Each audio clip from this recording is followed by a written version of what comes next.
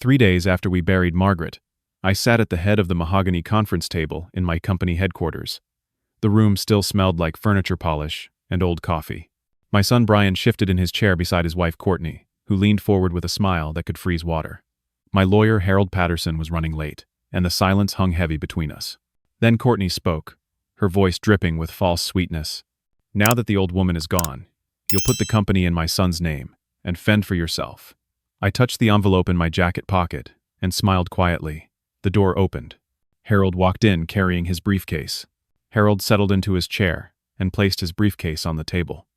I could see the tension in Brian's shoulders, the way he wouldn't quite meet my eyes. Courtney sat back, that cold smile still playing at her lips like she'd already won some game I didn't know we were playing. "Before we discuss anything about inheritance," I said, keeping my voice steady, "there's something everyone needs to know." Harold opened his briefcase and pulled out the envelope I'd given him 2 days earlier. The paper crinkled in the quiet room as he broke the seal. Brian finally looked at me, confusion crossing his face. "What is this, Dad?" he asked. I nodded to Harold. He cleared his throat and began reading from the laboratory report. "DNA paternity test results for Freeman Crawford and Brian Crawford. Probability of paternity, 0%. Brian Crawford does not share paternal DNA with Freeman Crawford." The words hung in the air like smoke. Brian's face went from confused to pale to something I couldn't quite read. Courtney's smile faltered for just a second before she caught herself. "What are you talking about?" Brian stood up so fast his chair scraped against the hardwood floor. "Is this some kind of joke?" "It's not a joke, son." The word felt strange now, but it was still true in all the ways that mattered to me. 6 months ago, when you needed that kidney transplant, and they ran all those blood tests, the doctors told me something didn't match up. They said it was impossible for me to be your biological father.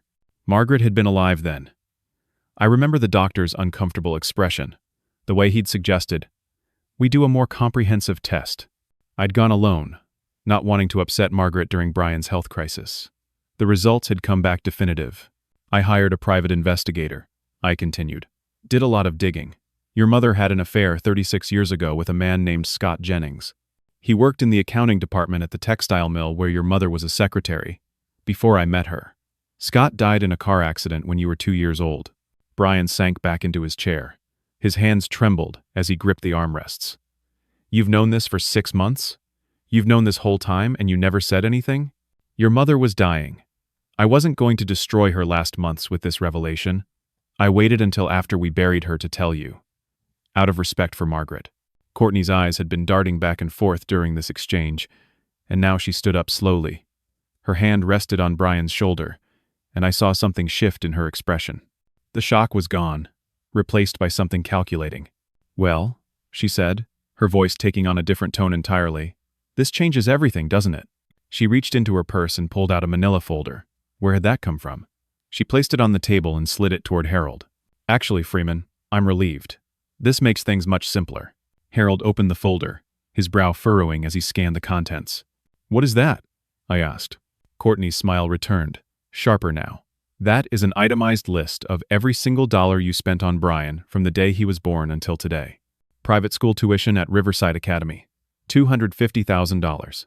College tuition at State University, $180,000. The wedding you paid for 8 years ago, $75,000. Down payment on Brian's house, $300,000. That BMW you bought him for his 30th birthday, $60,000. Medical bills, vacations, allowances, everything." She paused for effect. "The total comes to approximately $1,200,000. My stomach dropped. "You see, Freeman, you just admitted that Brian isn't your biological son, which means you had no legal obligation to him whatsoever, yet you spent over $1 million on him. We're suing you for fraud and emotional damages. You forced my husband to believe a lie his entire life, and you manipulated his mother." "That's insane," Harold said. "There's no legal basis for that." Courtney pulled out another paper from her folder. "This is a consultation letter from the law firm of Morrison and Hatch. 3 attorneys reviewed the case and believe we have solid grounds. You lied to Brian for 35 years, Freeman. You pretended to be his father when you knew you weren't." "I didn't know until 6 months ago," I said. "Prove it. Prove you didn't know from the beginning. Can you?" Her eyes glittered. "Because I don't think you can. I think you knew all along, and you used that knowledge to control Margaret." to control Brian.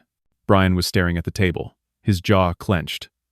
Courtney leaned down and whispered something in his ear. He closed his eyes and nodded slowly. "We want $1,200,000 plus $1,300,000 in emotional damages," Courtney said. "That's $2.5 million total. You have 48 hours to agree to pay it and sign over your company to Brian. If you don't, we'll file the lawsuit and take everything in court. It'll be very public, Freeman. Very ugly. All your business partners will know. All your clients. Everyone will know what kind of man you really are." She gathered her papers and took Brian's arm. He stood like a man in a dream, not looking at me. 48 hours? Courtney repeated. "Think carefully." They walked out. The door closed behind them with a soft click that sounded like a gunshot. Harold was shaking his head. "Freeman, this is extortion. Pure and simple." "Can they actually win that case?" I asked. He rubbed his face. "Honestly? Maybe. Fraud cases are subjective.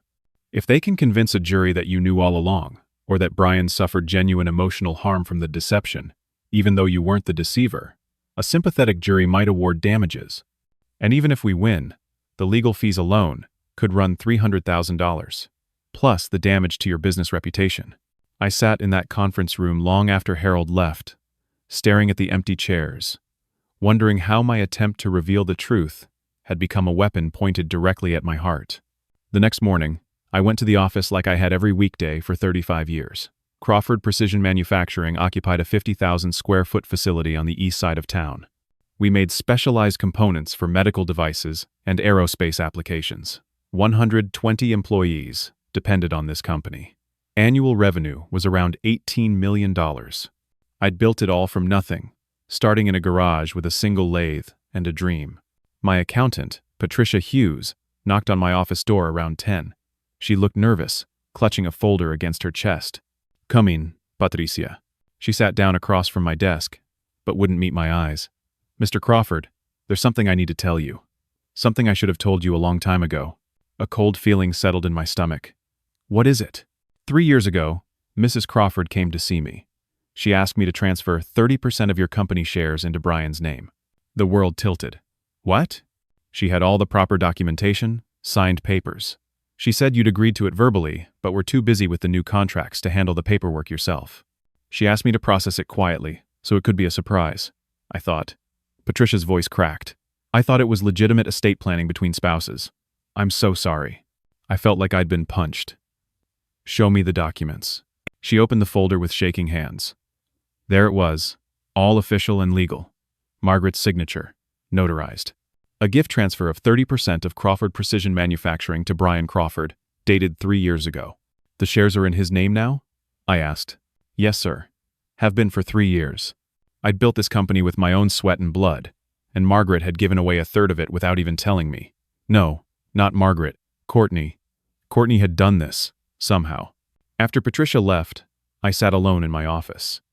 Then I did something I hadn't done in decades. I went home in the middle of the day. The house was empty.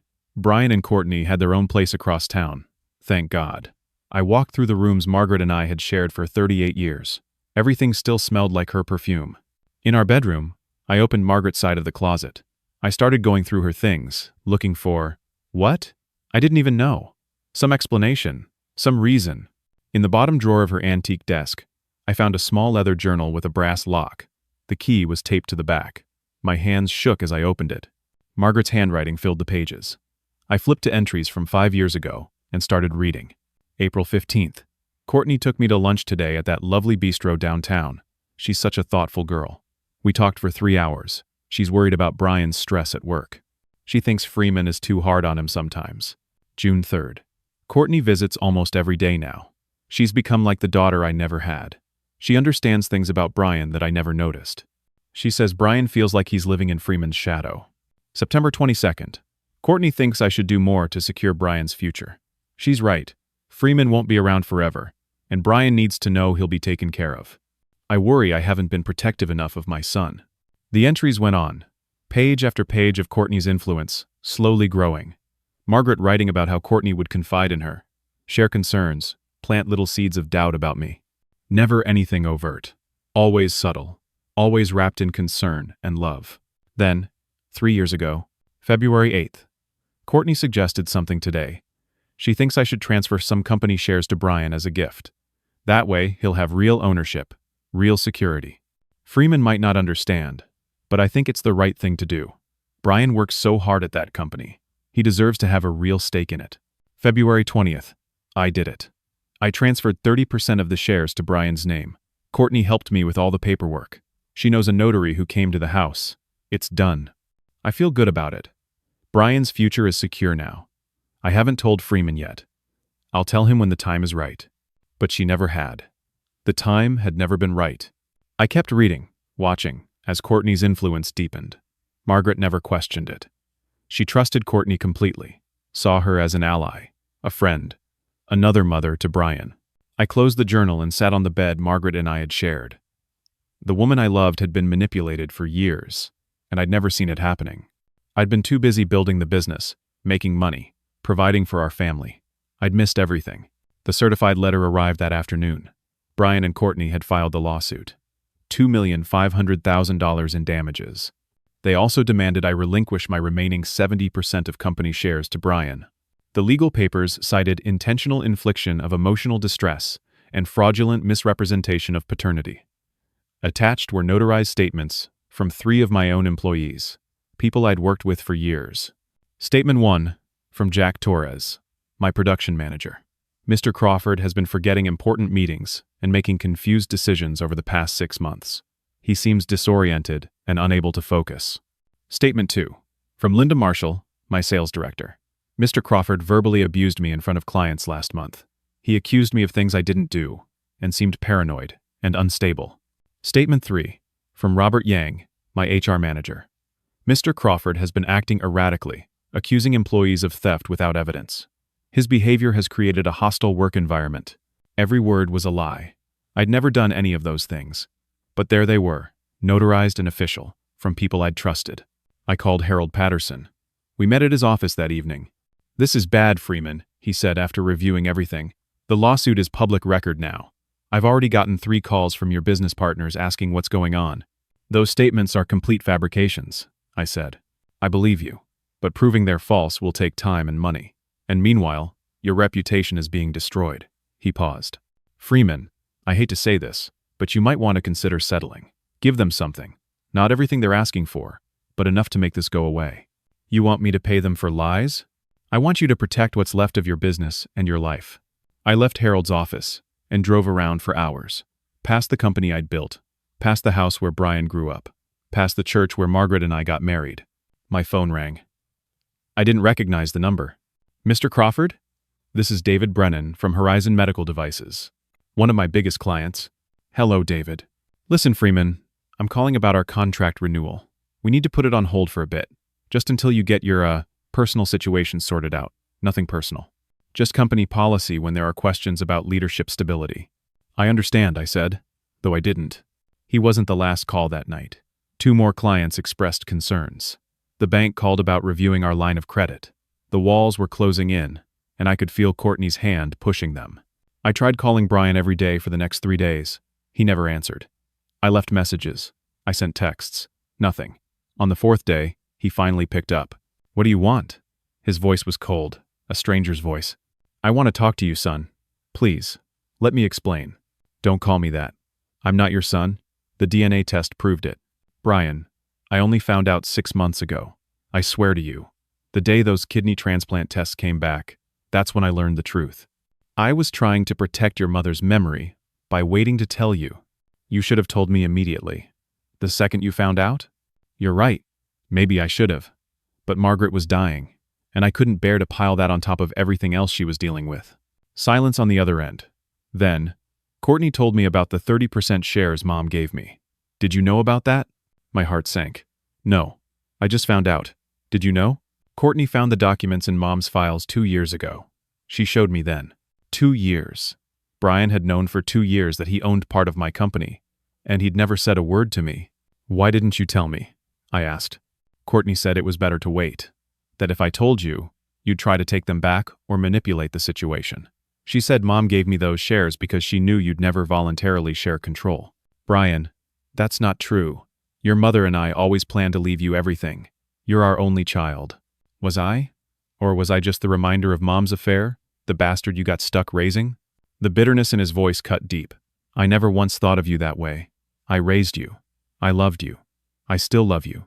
You should have told me the truth. You're right, I said. But Courtney is manipulating you the same way she manipulated your mother. Can't you see that? Courtney opened my eyes. She helped me understand how you always controlled everything, how you never truly accepted me. She's been the one looking out for me, not you. Brian, please. He hung up. 1 week after the lawsuit was filed, I received new legal papers. A petition to declare me mentally incompetent, filed by Brian and Courtney Crawford. The petition claimed my grief over Margaret's death had caused severe cognitive decline. It cited erratic behavior, irrational decisions, and inability to manage business affairs. Attached were 3 affidavits. Jack Torres stated I'd forgotten critical safety protocols during a facility inspection, putting workers at risk. Linda Marshall claimed I'd berated her in front of major clients during a presentation, damaging business relationships. Robert Yang said I'd accused multiple employees of theft without any evidence, creating paranoia and distrust throughout the company. All lies, every single word. But there they were, sworn and notarized. Harold investigated. What he found made me sick. All 3 employees had received sudden financial windfalls in the past month. Jack Torres paid off his mortgage. Linda Marshall bought a new car. Robert Yang made a down payment on a vacation home. Courtney bribed them, Harold said. I'm certain of it. Can we prove it? Not without subpoenaing their bank records, and we'd need cause for that. They could claim the money came from anywhere. Inheritance, lottery winnings, savings. We've got nothing concrete. The business partners kept calling. One by one, they distanced themselves from Crawford Precision Manufacturing. The aerospace supplier put our contract on indefinite hold. The medical device company sent a formal letter of concern. Then the bank called. They were reviewing our line of credit due to concerning news about the company's leadership. Without that credit line, I couldn't make payroll. I called an emergency board meeting. Crawford Precision Manufacturing had a small board. Myself with 70% ownership, Brian with 30%, and 3 outside advisors I'd brought on years ago for guidance. The meeting was scheduled for 2 in the afternoon. Brian arrived at 1:50 with Courtney beside him. She wasn't a board member, had no right to be there, but she sat down next to Brian anyway. Courtney isn't on the board, I said. I want her here, Brian replied. The 3 advisors exchanged uncomfortable glances, but said nothing. I tried to explain the situation, to defend myself against the false affidavits and the competency petition. I told them about the bribed employees, about Courtney's manipulation. Then Courtney spoke. She'd prepared for this. She stood up with a tablet in hand and delivered a presentation that would have been impressive if it wasn't designed to destroy me. She cited specific incidents, all fabricated, where I'd supposedly made poor business decisions. She produced a letter from a psychiatrist named Dr. Raymond Foster, suggesting I undergo a mental health evaluation due to signs of grief-induced cognitive decline. I'd never met Dr. Foster in my life. The 3 outside board members listened. They looked at me with something I'd never seen before. Doubt. Freeman, said Thomas Garrett, one of the advisors I'd known for 20 years, maybe you should consider a temporary leave of absence, just until things settle down. Let Brian run operations for a few months while you focus on your health. I'm not sick, I said too loudly. They all flinched. I'm being set up. Can't you see that? Courtney's voice was gentle, almost kind. Freeman, no one's trying to hurt you. We're all worried about you. Margaret's death was traumatic. The DNA revelation about Brian was traumatic. It's affecting your judgment. Taking some time away isn't weakness, it's wisdom. Another advisor, Patricia Wu, nodded slowly. Maybe a voluntary evaluation would be good, Freeman. Just to clear your name and show everyone you're fine. If I agree to an evaluation, Courtney's lawyers will use it against me. They'll find some doctor to say whatever they want him to say. That sounds a bit paranoid, said the 3rd advisor, Marcus Thompson. I looked around the table. They were believing her. Courtney had won them over with her calm demeanor and prepared arguments. I looked crazy by comparison, defensive and emotional. The meeting ended with no resolution, but I could see it in their faces. They thought I was losing it. They thought maybe Courtney was right. I walked out to the parking lot alone, my own company, the building I designed and built, and I felt like an unwelcome visitor. 2 weeks later, the preliminary competency hearing arrived. Judge Catherine Reynolds presided. I'd hoped for someone younger, more skeptical of legal manipulation. Instead, I got a judge in her early 60s who looked at me with the same doubt I'd seen in my board members' eyes. Douglas Crane, Courtney and Brian's attorney, was everything Harold wasn't. Expensive suit, polished delivery, connections throughout the county court system. He presented the case like a surgeon with a scalpel. First, he called Jack Torres to the stand.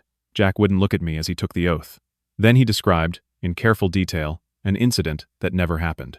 He claimed I'd walked through the production floor 3 weeks ago and told him to skip a critical safety inspection because we were behind schedule. He said I seemed confused about basic procedures I'd written myself 20 years ago. Harold cross-examined, trying to poke holes in the story, but Jack stuck to his script. Linda Marshall testified next. She described a meeting with clients from Horizon Medical, where I supposedly became angry about a minor issue, raised my voice, and made inappropriate accusations. The clients had left uncomfortable, she said, and the contract was now in jeopardy. Again, Harold cross-examined. Again, nothing concrete could be proven false without lengthy investigation. Robert Yang completed the trifecta. He testified about my supposed paranoia, claiming I'd called him into my office multiple times to accuse various employees of embezzlement without any evidence. He said the whole company was on edge because of my erratic behavior. Then Douglas called his expert witness, Dr. Raymond Foster, the psychiatrist whose letter Courtney had shown the board. He'd never examined me, but he testified generally about grief-induced cognitive decline in elderly individuals. He used phrases like common pattern and classic symptoms and consistent with early-stage dementia. When Harold pointed out that Dr. Foster had never actually met me, Douglas smoothly argued that the pattern of behavior described by multiple witnesses was sufficient for expert analysis. Finally, I took the stand to defend myself. Harold asked me simple questions about the business, about my relationship with Margaret, about my mental state. I answered clearly and calmly at first, but when Harold asked me about Margaret's death, I felt the emotion rising. I talked about her final days, about how much I missed her, about how painful it was to lose my partner of 38 years. My voice cracked. I wiped my eyes. Douglas Crane's cross-examination was brutal. He asked if I'd been sleeping well. I admitted I hadn't. He asked if I'd been eating regularly. I said I'd lost some appetite.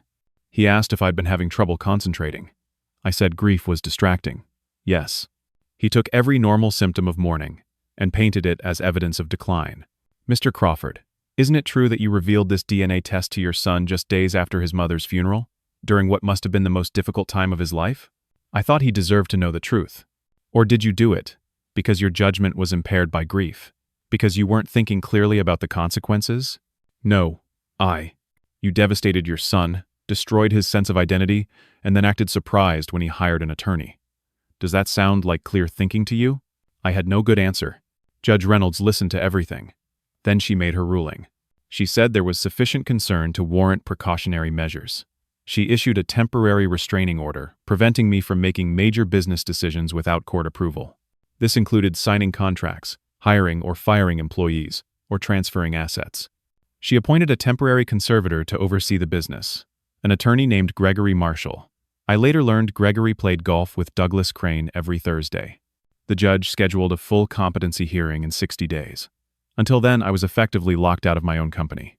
3 days after the hearing, Brian and Courtney showed up at my house with a moving truck. "What's going on?" I asked from the doorway. "We're moving in," Courtney said brightly, "to take care of you." "I don't need taking care of." Brian spoke for the first time. "The judge suggested you needed supervision, Dad." "Sorry, Freeman. We're here to help." The judge suggested supervised care for people who are actually incompetent. I'm not. "Then you won't mind us staying," Courtney said, pushing past me with a suitcase. I wanted to physically stop them, to throw them out of my house, but I knew that's exactly what Courtney wanted. Any sign of aggression or instability would go straight to Judge Reynolds. They moved into the guest wing, the beautiful addition Margaret and I had built 5 years ago for visiting family who never came. Now it housed the people actively trying to destroy my life. Over the next 2 weeks, I realized how strategic this move was. Courtney was in my house every day, going through my things. She claimed she was organizing and cleaning, helping me manage. But documents started disappearing. Financial records I'd kept in my home office, corporate paperwork. Margaret's journal vanished one day while I was out buying groceries. I caught Courtney in my office multiple times. "Just tidying up," she'd say with that cold smile. I couldn't stop her without causing a confrontation. And Brian was always there, always watching me with those hurt, angry eyes. One night, I heard Courtney on the phone in the guest wing. I stood in the hallway, listening. "We need to accelerate the timeline," she said. "Getting him placed, before he causes more problems." Placed. She was talking about institutionalizing me. I confronted her the next morning. "I heard you on the phone last night." She didn't deny it. She just smiled and went to her purse, pulling out glossy brochures. "These are excellent facilities, Freeman. Memory care units with 24-hour supervision. Beautiful grounds. You'd be comfortable there." She spread them on the kitchen counter. Brochures for psychiatric facilities, nursing homes, memory care centers. "I'm not going to any of those places. We'll see what the judge says at the full hearing." I understood then. This was always the plan. Get me declared incompetent, get conservatorship of my assets, put me in a facility where I couldn't fight back, and take everything.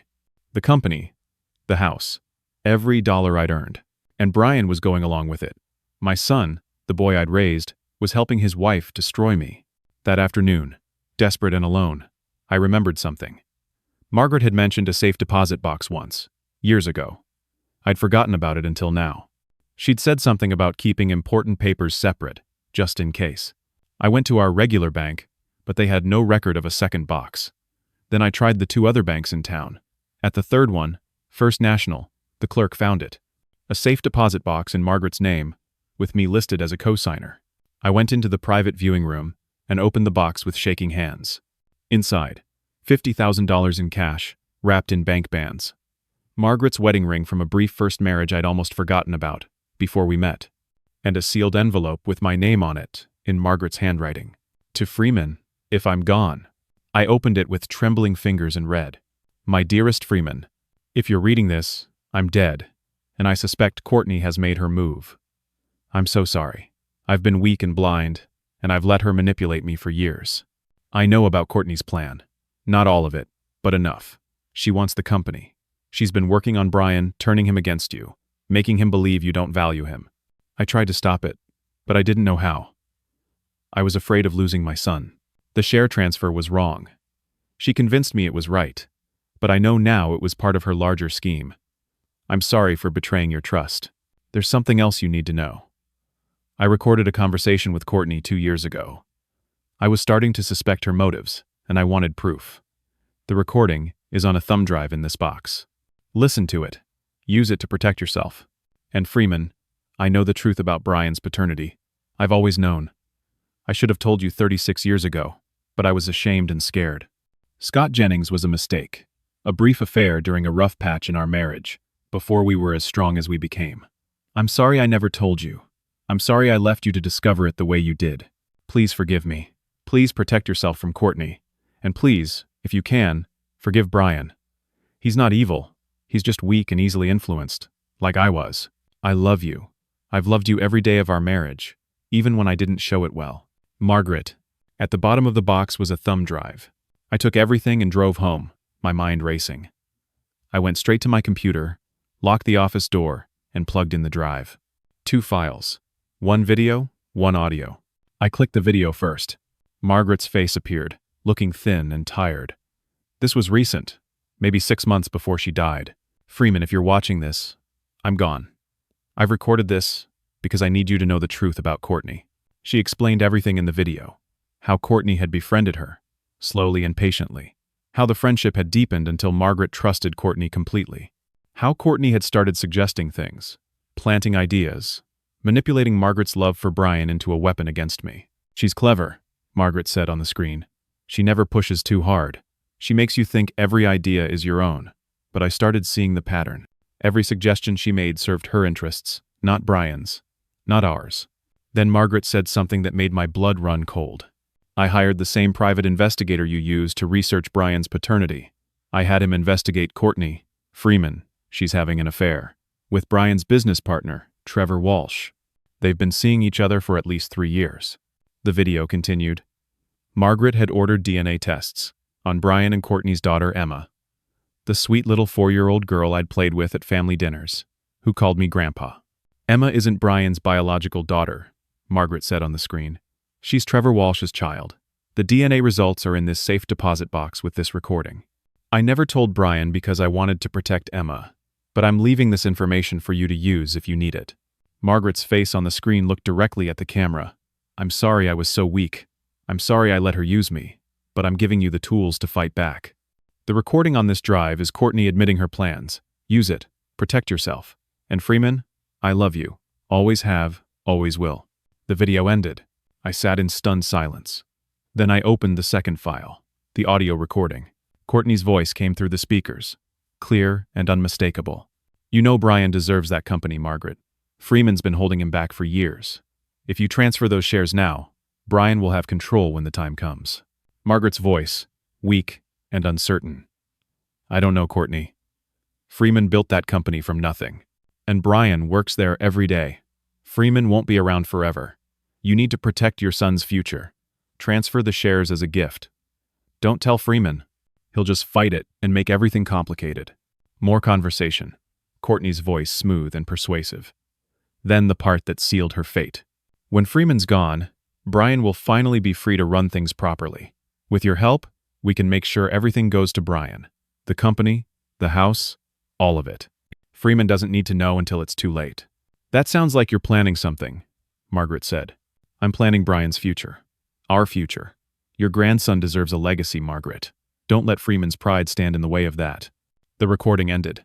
I had her. I had proof of Courtney's manipulation, proof she'd been planning this for years, and I had the DNA test showing Emma wasn't Brian's daughter. But I still had no lawyer. Harold was good but conservative. I needed someone who would fight dirty, the way Courtney was fighting. I needed someone who understood what I was up against. I looked at Margaret's letter again. At the bottom, in a postscript I'd missed the first time, she'd written, "If you need a lawyer who won't back down, contact Victoria Foster at Foster & Davis Legal. I consulted with her about drafting a new will. She knows the whole story. Tell her Margaret Crawford sent you." A new will. Margaret had made a new will? I grabbed my phone. The next morning, I drove 45 minutes to the city where Victoria Foster practiced law. Foster & Davis Legal occupied a modest brick building on a tree-lined street. Nothing fancy, but it looked solid.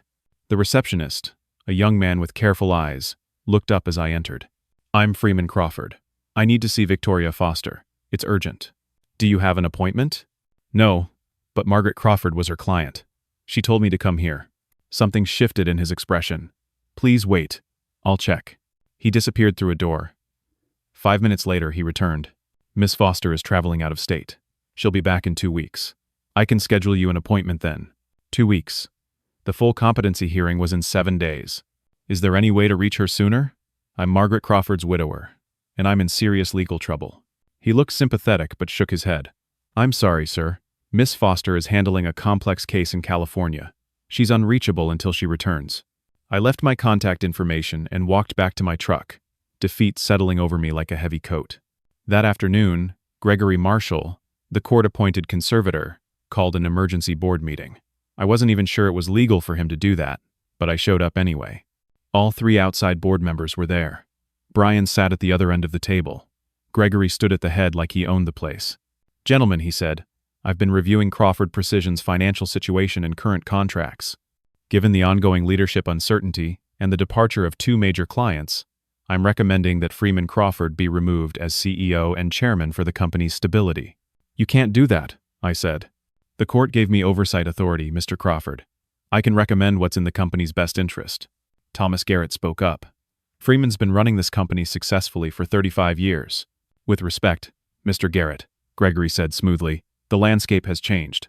With the competency case pending and the damage to business relationships, the company needs stable leadership. I'm recommending Brian Crawford be installed as interim CEO." The board members looked uncomfortable, but one by one, they reluctantly agreed. Not because they wanted to, but because they were scared. Scared of lawsuits, scared of liability, scared of backing the wrong horse. The vote was 4-1. I was the one. Gregory looked at me with something that might have been pity. "Freeman, you're still a shareholder, of course. But for the time being, you're relieved of operational duties." They called security to escort me out. Not aggressively, not like I was dangerous. Just there to make sure I left. I walked through the production floor where I'd spent thousands of hours, past machines I'd bought and installed, past workers I'd hired and trained. Some looked away. Some looked sad. Nobody spoke up. I carried a small cardboard box with a few personal items. A picture of Margaret, the first dollar the company ever earned, framed and on my desk for 35 years, and a coffee mug Brian had given me for Father's Day when he was 8 years old. "World's best dad," it said. I stood in the parking lot and looked back at the building. My life's work, and I wasn't allowed inside anymore. The next day, a process server knocked on my door. Brian and Courtney had filed for involuntary psychiatric commitment. The papers claimed I was a danger to myself.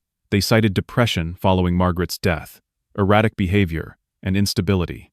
2 more affidavits, one from a neighbor, Mrs. Patricia Hendricks, claiming she'd seen me wandering confused in my yard at 2 in the morning. Another from Brian himself, stating I'd threatened self-harm during a phone conversation. Both complete lies. The commitment hearing was scheduled in 10 days, right after the competency hearing. If the judge approved it, I'd be taken to a state psychiatric facility for evaluation and potential long-term commitment. I went to Harold Patterson's office. He was my only remaining ally, and I needed his help desperately. But when his secretary showed me into his office, Harold looked terrible. His face was pale, his hands shaking slightly. "Freeman, sit down." "Harold, we need to strategize for both hearings. I found evidence. Margaret left me." "Freeman, I'm withdrawing as your attorney." The words hit me like a physical blow. "What?" "I can't represent you anymore. I'm sorry." "Why? What happened?" He couldn't meet my eyes. "Douglas Crane called me yesterday. He has evidence, or claims to have evidence, of ethical violations I supposedly committed in other cases. He threatened to report me to the state bar unless I withdrew from your case." "That's blackmail." "I know, but Freeman, I'm 62 years old. I'm 3 years from retirement. If I lose my license now, I lose my pension, my reputation, everything. I can't risk it. So you're just abandoning me?" "I'm sorry." He pushed a file folder across the desk. "Here's everything I have on your case. Find another attorney. A better attorney than me, someone who isn't afraid of Douglas Crane." I took the folder with numb hands and walked out. Over the next 3 days, I called every attorney I could find. 5 different law firms. The first 2 declined immediately, citing conflicts of interest. Later I learned Courtney had consulted with them briefly, just enough to create a conflict so they couldn't represent me. The third attorney, Samuel Brooks, quoted a retainer of $80,000. With my assets frozen by the restraining order, I couldn't access that kind of money. The fourth attorney, Jennifer Kim, seemed interested until Douglas Crane called her office. She withdrew the same day without explanation. The fifth attorney, Marcus Day, was honest. "Mr. Crawford, I'll be straight with you. Everyone in the legal community knows about your case. Douglas Crane is well-connected, he has deep pockets, and frankly, you look like you're losing badly. No attorney wants to tie themselves to a sinking ship. It's not personal. It's business." I hung up and sat in my truck in the parking lot of Marcus Day's office. 7 days until the competency hearing. 10 days until the commitment hearing. No lawyer, no support, no options. That night, I sat alone in my bedroom. Brian and Courtney were in the guest wing. I could hear them talking and laughing, the sounds echoing through the house like mockery. I looked at a photo of Margaret from our wedding day. She'd been 24 years old, beautiful and bright-eyed, smiling at the camera like the whole world was full of promise. I thought about the life we'd built together, the company I'd started in a garage, the son I'd raised, even though he wasn't mine biologically, the house we'd designed together, every room holding memories, and I thought about Courtney's words. Now that the old woman is gone, fend for yourself. Maybe she was going to win. Maybe I really was going to lose everything. For the first time since Margaret died, I cried. Deep, wrenching sobs that I muffled in my pillow so Brian and Courtney wouldn't hear. When the tears finally stopped, I lay in the dark and remembered something Margaret had said to me 6 months before she died. We'd been sitting on the back porch, watching the sunset.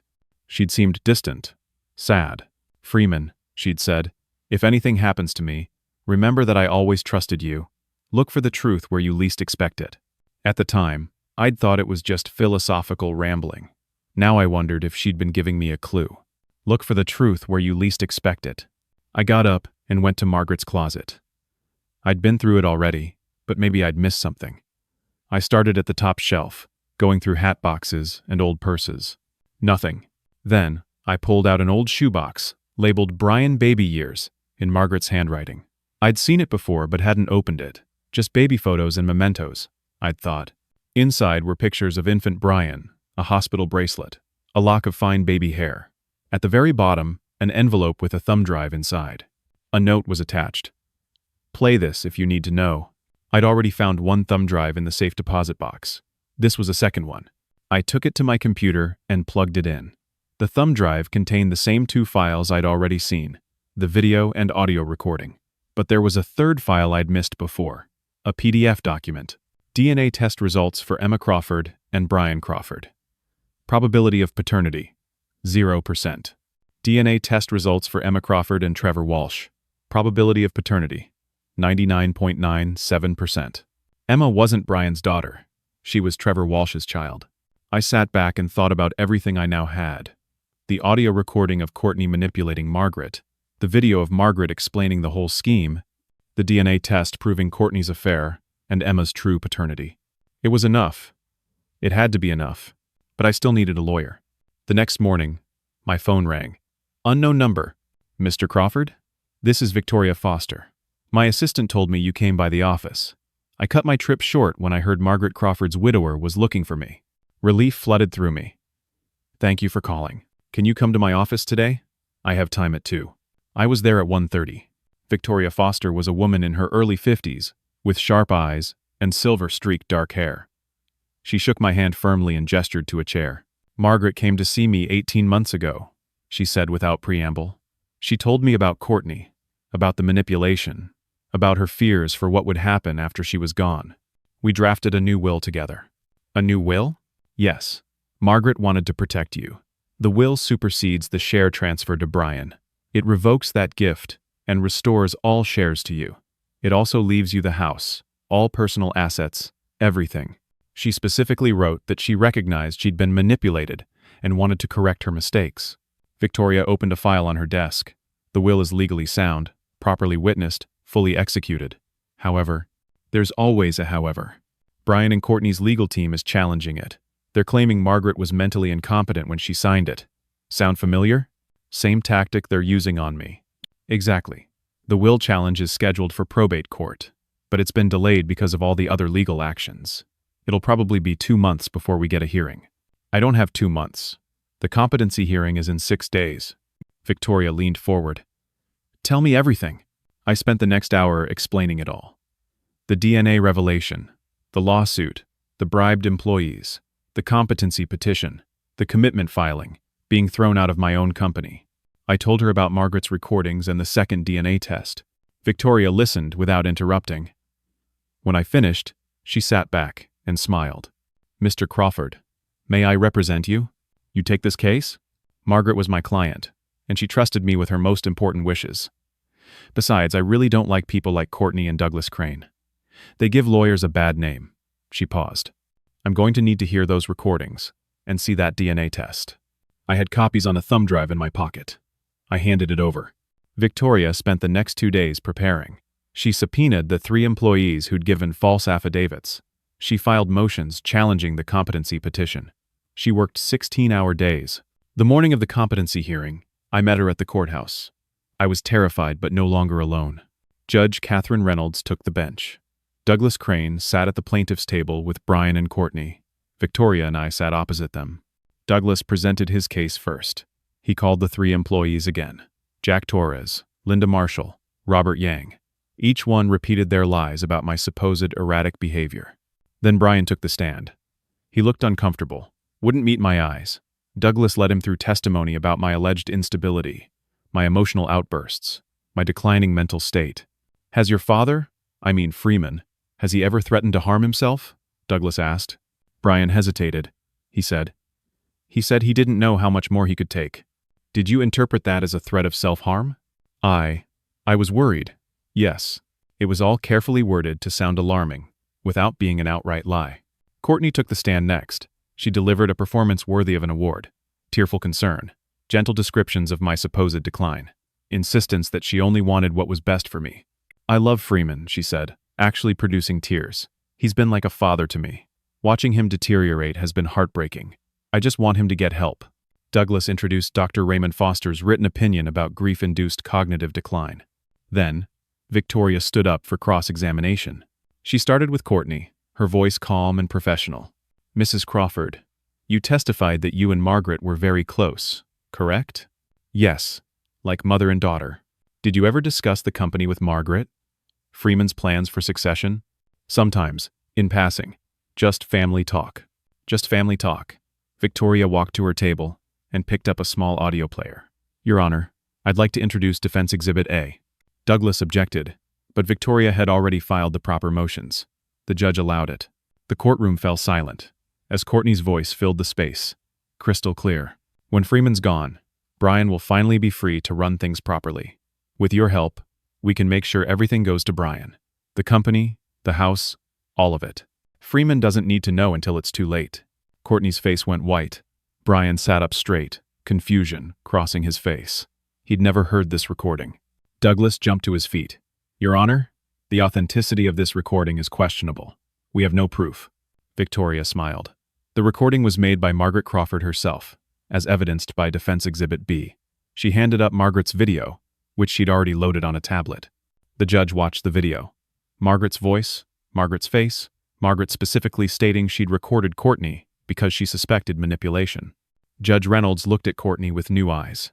Victoria continued, Mrs. Crawford, you testified you only want what's best for Freeman. Is that why you convinced Margaret to transfer company shares, without Freeman's knowledge? Is that why you've filed lawsuits designed to bankrupt him? Is that why you've attempted to have him institutionalized? Courtney had no answer. Then Victoria dropped the bomb. Mrs. Crawford, you have a daughter named Emma, correct? Yes. Brian is listed as her father on her birth certificate? Yes. Are you aware that DNA testing has proven Brian is not Emma's biological father? The courtroom erupted. Brian stood up, shouting, What are you talking about? Victoria handed the DNA results to the judge. Emma Crawford's biological father is Trevor Walsh, with whom Mrs. Crawford was having an affair. Margaret Crawford discovered this and had it documented. Brian looked at Courtney like she was a stranger. Is this true? Courtney's mouth opened and closed. No words came out. Victoria turned to the three employees. One by one, she called them back to the stand. Faced with potential perjury charges and confronted with evidence of their sudden financial windfalls, they cracked. Jack Torres admitted Courtney had paid him $50,000 to testify falsely. Linda Marshall admitted she'd received $40,000. Robert Yang admitted to $60,000. Douglas Crane tried to object, tried to salvage the situation, but it was too late. The entire case was collapsing. Victoria called me to the stand last. I spoke calmly and clearly, explaining each action I'd taken and why. I admitted the DNA revelation about Brian had been handled poorly, but I explained my reasoning. I showed I was completely rational and competent. The judge asked me direct questions. I answered every one without hesitation. Finally, Judge Reynolds announced her ruling. The petition for competency evaluation is denied. There is no credible evidence that Mr. Crawford is mentally incompetent. The restraining order on his business activities is hereby lifted. Furthermore, I'm ordering an investigation into Courtney Crawford and Douglas Crane for fraud, perjury, and abuse of legal process. She looked at Courtney with obvious disgust. Mrs. Crawford, you will face criminal charges for your actions. Bail will be set at a separate hearing. Douglas Crane tried to argue, but the judge cut him off. Mr. Crane, the State Bar will be notified of your conduct in this case. You're dismissed. Outside the courtroom, Brian caught up with me. He was crying. I didn't know, he said. About Emma, about the recording, about any of it. Courtney told me you wanted to give me those shares. She said it was your idea, that you were planning it as a surprise. I looked at my son. He was broken, devastated, realizing he'd been used. We'll talk, I said, but not today. We both need time. 2 days later, based on the evidence presented in court, Courtney was arrested. The charges included fraud, conspiracy to commit theft, perjury, and filing false reports. Bail was set at $500,000. Brian refused to pay it. Douglas Crane was investigated by the State Bar. Within a month, he'd be disbarred. The 3 employees who committed perjury were also arrested, though I eventually decided not to press charges against them. They'd been victims too, in a way. Trevor Walsh, when confronted with the DNA evidence, fled town. A warrant was issued for his arrest. The board met 3 days after the hearing and unanimously reinstated me as CEO and chairman. Gregory Marshall resigned quietly, probably hoping to avoid legal consequences. Brian came to my office that afternoon.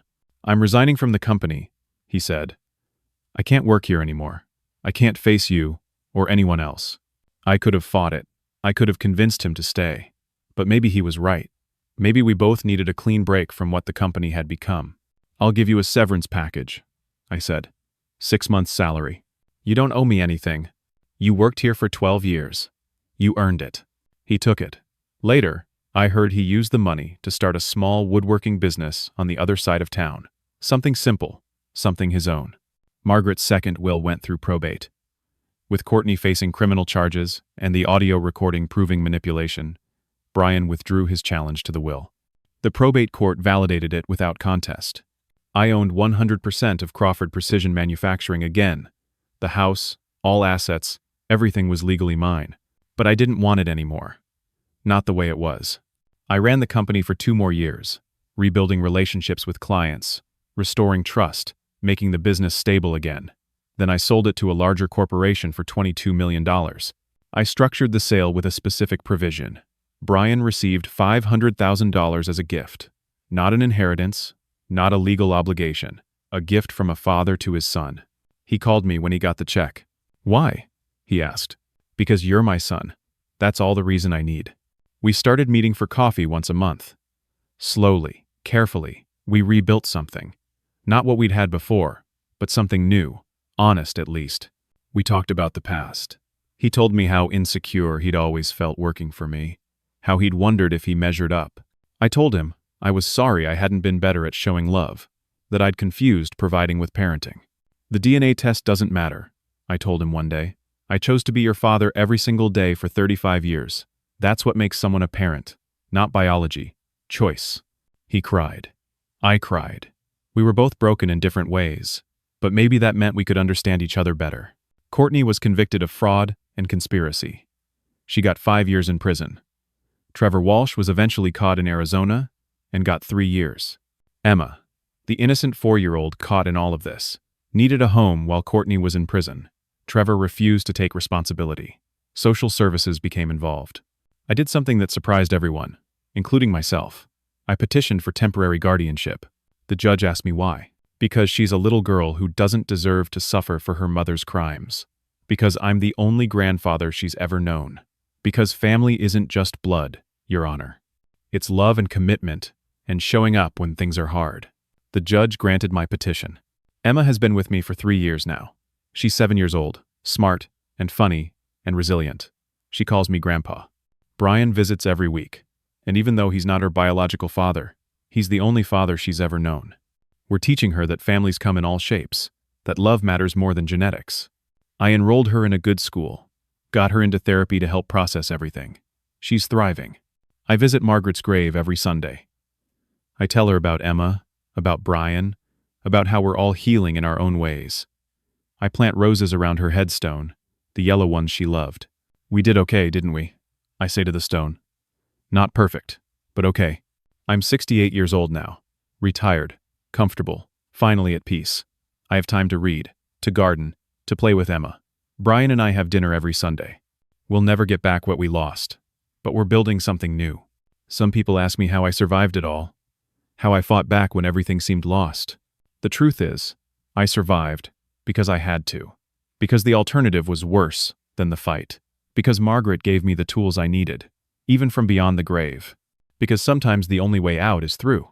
I learned things during those dark months, hard lessons about trust and manipulation, about the difference between family and blood, about forgiveness and strength. I learned that predators don't always attack with claws. Sometimes they use kindness and patience, becoming indispensable before they strike. Courtney spent years building trust with Margaret, years positioning herself, all so she could take everything when we were vulnerable. The lesson: trust people, but don't ignore warning signs just because someone seems helpful or kind. I learned that evidence matters, documentation matters. Margaret saved me because she prepared, because she gathered proof even when she was scared and weak. In a world where people can lie easily, evidence is both shield and sword. I learned that family is choice, not just chemistry. Brian isn't my biological son, but he's still my son. I raised him, taught him to ride a bike and drive a car, sat with him through nightmares and homework and heartbreaks. DNA is just molecules. Love is action repeated over decades. I learned about forgiveness, Brian betrayed me, turned his back when I needed him most. But he was manipulated by someone who knew exactly how to exploit his insecurities. Good people can make terrible choices when they're being controlled. The question isn't whether they messed up, it's whether they deserve a chance to make it right. I decided yes. I learned that my wife Margaret was complicated, like all people are. She kept secrets that almost destroyed everything, but she also loved me enough to protect me after she was gone. People can hurt us and save us at the same time. I choose to remember her love, not her mistakes. And I learned about Emma. An innocent child shouldn't pay for her parents' sins. She didn't choose Courtney as a mother, or Trevor as a father. She deserves love and stability, and a chance at happiness. Taking care of her isn't obligation. It's what family does. At 68, I started over. No company to run, no business battles to fight. Just time with Emma, time with Brian, time to rest. It's never too late to choose peace over success, never too late to rebuild from ashes. I sit on my porch some evenings, Emma playing in the yard, Brian's truck pulling up for Sunday dinner. I look at Margaret's photo on the mantel inside, and think about how close I came to losing everything.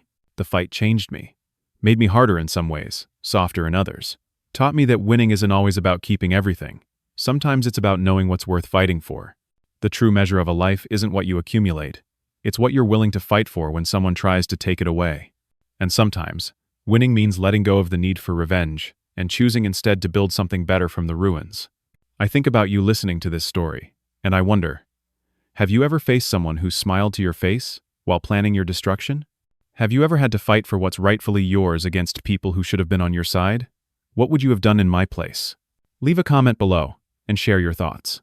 Have you experienced betrayal from family or people close to you? How did you handle it? I'd love to hear your stories. If this story moved you, if it made you think about trust and family and fighting back, please hit that like button. It helps others find these stories, helps them know they're not alone when they're facing their own battles. Subscribe to the channel if you want to hear more stories about ordinary people facing extraordinary challenges. Real stories about betrayal and justice, about losing everything and finding the strength to rebuild. And share this story with someone who needs to hear it, someone who's fighting their own battle right now, someone who feels alone and defeated. Let them know that even when everything seems lost, there's still a way forward. There's still hope. Thank you for listening to my story. Thank you for letting me share the hardest time of my life and how I came through the other side. I hope you never face what I faced. But if you do, I hope you remember that you're stronger than you think, that evidence is power, and that sometimes the people who betray you give you the greatest opportunity to discover who you really are. Take care of yourselves. Take care of the people who truly love you. And remember, family is the people who show up when things get hard, not just the people who share your blood.